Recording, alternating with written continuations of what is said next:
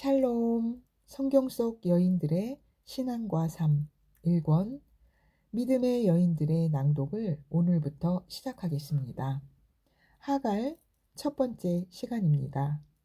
도우시는 하나님을 거부한 여인. 만약 아내가 자기 남편에게 한 여종을 주어서 아기를 낳았는데 그 하녀가 아기를 낳은 것을 빌미로 자신을 여주인과 동등시하면 여주인은 그 하녀를 돈을 받고 팔지 말고 다시 노예로 환원시켜 계집종의 하나로 여길지니라.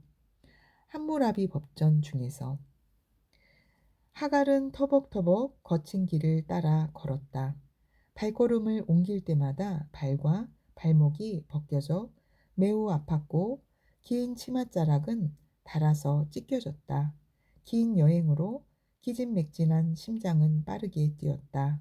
두 눈은 태양의 장렬하는 빛으로 타는 듯했다.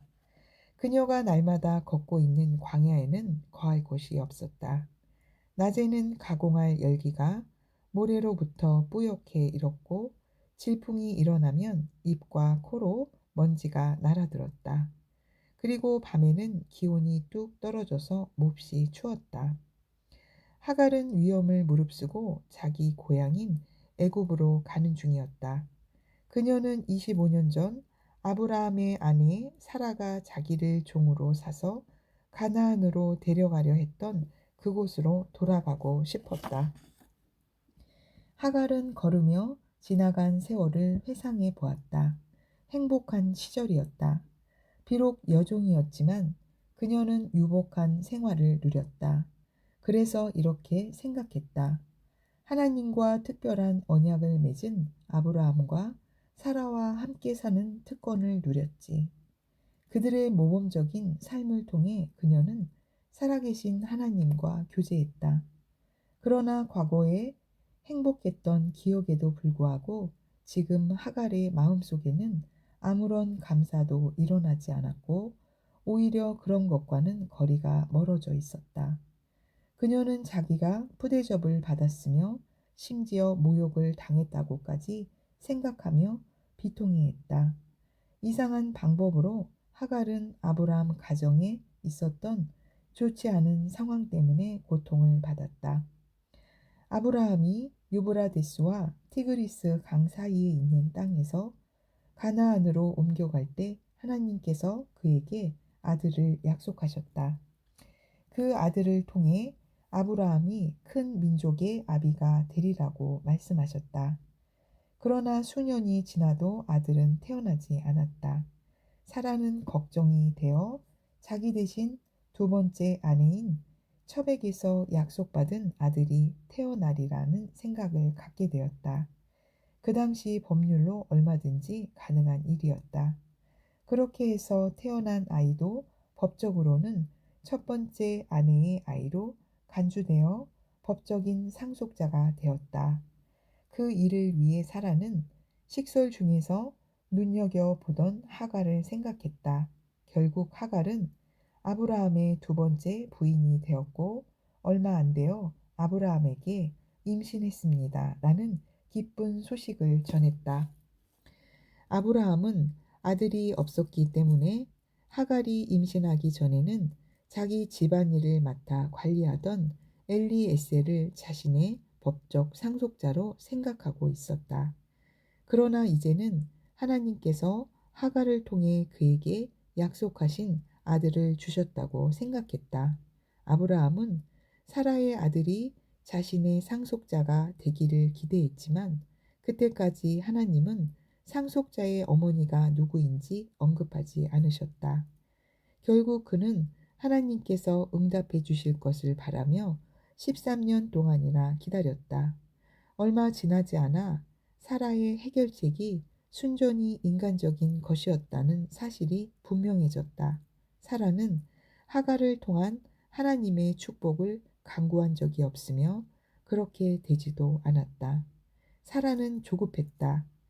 불가능한 상황을 초월하여 역사하시는 하나님의 능력을 의심한 나머지 자기 자신의 방법을 택했고 아브라함은 너무도 쉽게 그녀의 계획에 동조했다.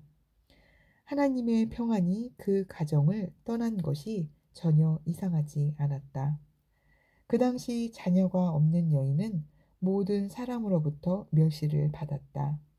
불행하게도 하갈은 사라에게 그런 감정을 전달하는 기회를 놓치지 않았다.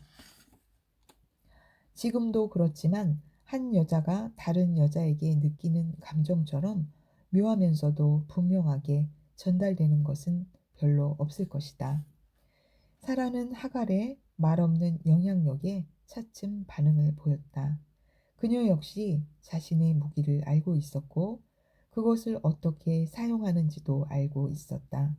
그녀는 여주인으로서 그 시대의 법률로 보장되는 권리를 가지고 있었다. 즉, 여종인 하갈은 여전히 사라의 마음대로 할 수 있는 개인적인 소유였다. 사라의 허락 없이는 하갈에게 접근할 수 없었던 아브라함은 사라가 하갈을 학대하는 권리 또한 막을 수 없었다. 세 사람 모두 하나님의 율법을 범했고 하나님 앞에서 똑같은 죄인이었지만 하갈의 태도가 사라에게 깊이 상처를 주었을 것이 충분히 이해된다. 그러한 상처 때문에 사라가 하갈을 몹시 학대했다는 것도 부분적으로 설명이 된다. 그러나 사라의 내적 고통을 안다고 해서 하갈에 대한 학대를 완전히 용납하는 건 어려운 일이다.